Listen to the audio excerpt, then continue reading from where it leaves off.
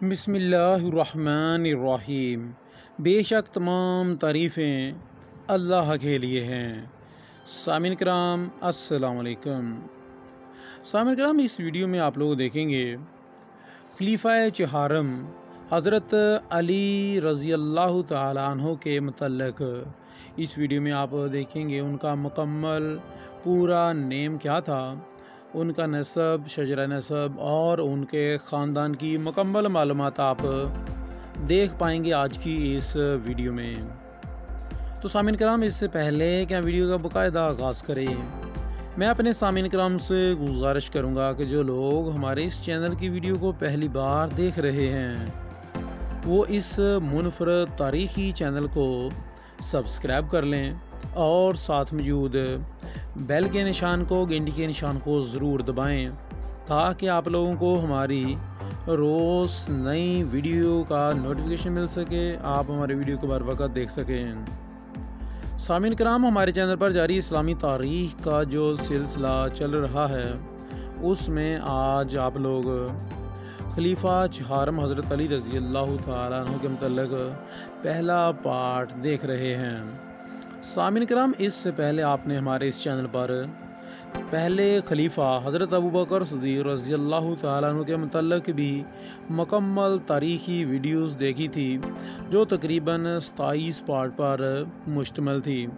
اور اس کے بعد دوسرے خلیفہ حضرت عمر فاروق رضی اللہ تعالیٰ عنہ کے متعلق بھی تقریباً 24 ویڈیوز موجود ہیں جو آپ لوگوں نے دیکھی، اور پھر تیسرے خلیفہ سیدنا عثمان غنی رضی اللہ تعالیٰ عنہ کے متعلق بھی 24 پارٹ تھے جو آپ لوگوں نے مکمل دیکھے، اور آج سے ہمارے چینل پر انشاءاللہ حضرت علی رضی اللہ تعالیٰ عنہ کے متعلق مکمل ویڈیوز آئیں گی جس میں آپ لوگ دیکھیں گے حضرت علی رضی اللہ عنہ کا اسلام لانا، اس کے علاوہ ان کی مکہ کی زندگی، ان کی ہجرت، ان کی مختلف غزوات میں شرکت، ان کا حضرت فاطمہ رضی اللہ تعالیٰ عنہ سے نکاح، رخصتی، جہیز، دعوت ولیمہ، غزوہ احد میں ان کا کردار، غزوہ نذیر میں، غزوہ خندق میں، اور جتنی بھی دوسری جنگیں ہوئیں، اس کے علاوہ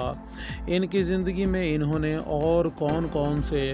کارنامے سر انجام دیے، یہ سارا کچھ انشاءاللہ ہم آپ کے ساتھ الگ الگ پارٹس میں شیئر کریں گے۔ سامعین کرام، حضرت علی رضی اللہ تعالیٰ عنہ کا پورا نام، ان کا نام ابو الحسن اور ابو تراب، ان کی کنیت حیدر یعنی کہ شیر ان کا لقب تھا۔ سامعین کرام، ان کے والد کا نام ابو طالب اور ان کی والدہ کا نام فاطمہ تھا۔ سامعین کرام، آپ کا پورا سلسلہ نسب کچھ اس طرح سے ہے: علی بن ابی طالب بن عبد المطلب بن ہاشم بن عبد المناف بن قسی بن کلاب بن مروہ بن قعب بن لوئی۔ سامعین کرام، ابو طالب کی شادی اپنے چاچا کی لڑکی سے ہوئی تھی، اس لیے حضرت علی رضی اللہ تعالیٰ عنہ نجیب الطرفین ہاشمی اور نبی کریم صلی اللہ علیہ وسلم کے حقیقی چچا زاد بھائی تھے۔ خاندان ہاشم کو عرب اور قبیلہ قریش میں جو ان کو عزت، احترام اور جو ان کو اہمیت حاصل تھی وہ کسی اظہار کی محتاج نہیں ہے۔ خانہ کعبہ کی خدمت اور اس کا اہتمام بنو ہاشم کو مخصوص تھا، ان کا یہ امتیاز حاصل تھا کہ خانہ کعبہ کی جو بھی خدمات تھی وہ ان کے سپرد ہوتی تھی، اور سامعین کرام، اس شرف کے باعث ان کو تمام عرب میں مذہبی سیادت حاصل تھی۔ حضرت علی مرتضیٰ رضی اللہ تعالیٰ عنہ کے والد ابو طالب مکہ کی ذی اثر بزرگ تھے۔ آن حضرت صلی اللہ علیہ وسلم نے انہی کی آغوش شفقت میں پرورش پائی تھی، اور نبوت کے بعد انہی کے زیر حمایت مکہ کے کفرستان میں دعوت حق کا اعلان کیا تھا۔ سامعین کرام، ابو طالب ہر موقع پر آپ صلی اللہ علیہ وسلم کی حفاظت کرتے رہے اور سرور کائنات صلی اللہ علیہ وسلم کو کفار کے پنجہ ظلم ستم سے محفوظ رکھا انہوں نے۔ مشرکین قریش نے رسول اللہ صلی اللہ علیہ وسلم کی پشت پناہی اور حمایت کے باعث ابو طالب اور ان کے خاندان کو طرح طرح کی تکلیفیں بھی پہنچائی۔ سامعین کرام، ان کو ایک گھاٹی میں بھی محصور کر دیا اور ان کے ساتھ کاروبار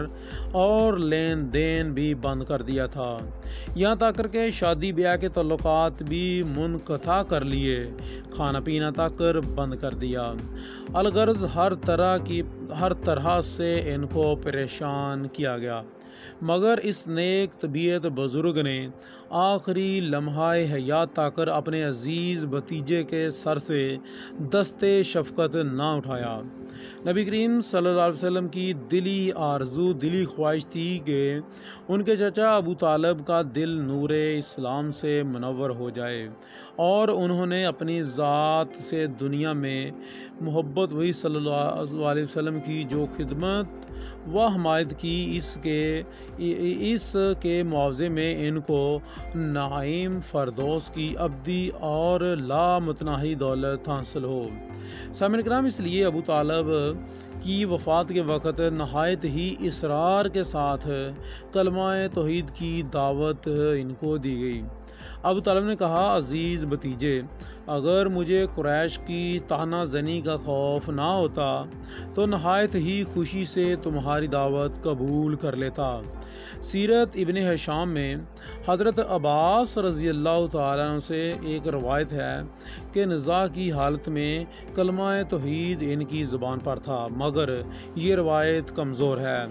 سامعین کرام، بہرحال ابو طالب نے گو علانیہ اسلام قبول نہیں کیا، تاہم انہوں نے حضور سرور کائنات صلی اللہ علیہ وسلم کی جس طرح سے پرورش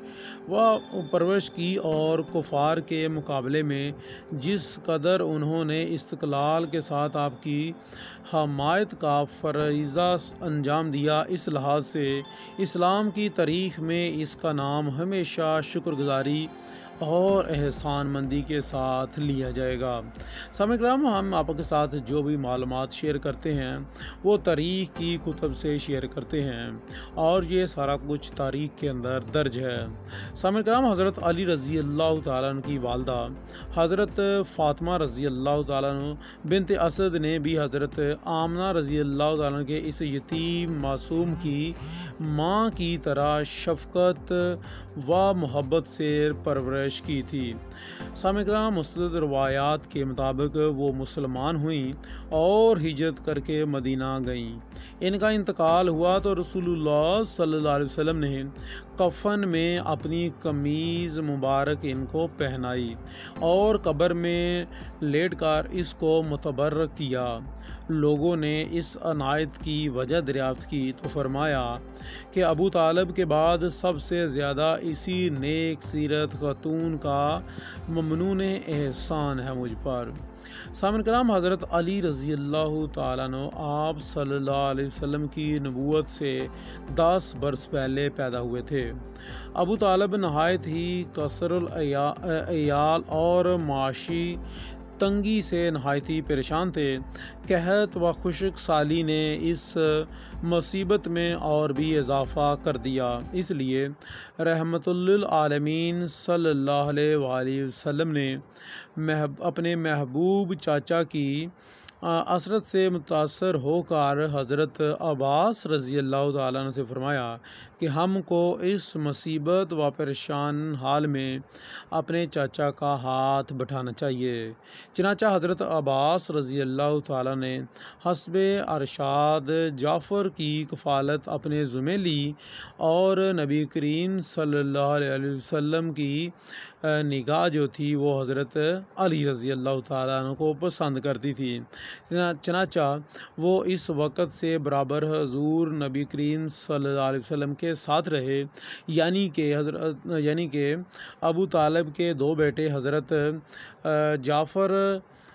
اور حضرت علی رضی اللہ تعالیٰ عنہ جو تھے وہ ان دونوں نے حضرت عباس رضی اللہ تعالیٰ نے اور نبی کریم صلی اللہ علیہ وسلم نے اپنی کفالت میں لے لیے۔ سامعین کرام، یہ تھے حضرت علی رضی اللہ تعالیٰ عنہ کا شجرہ نسب، ان کا نام اور ان کے خاندان کے متعلق تاریخ میں جو درج ہے۔ سامعین کرام، انشاءاللہ آپ لوگوں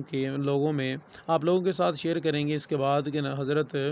علی رضی اللہ تعالیٰ عنہ کا اسلام لانے کا واقعہ اور ان کی مکی زندگی کے متعلق انشاءاللہ مزید آپ جانیں گے ہماری اگلی ویڈیو میں۔ تب تک کے لیے اجازت چاہتا ہوں، دعاؤں میں یاد رکھیے گا۔ اللہ نگہبان۔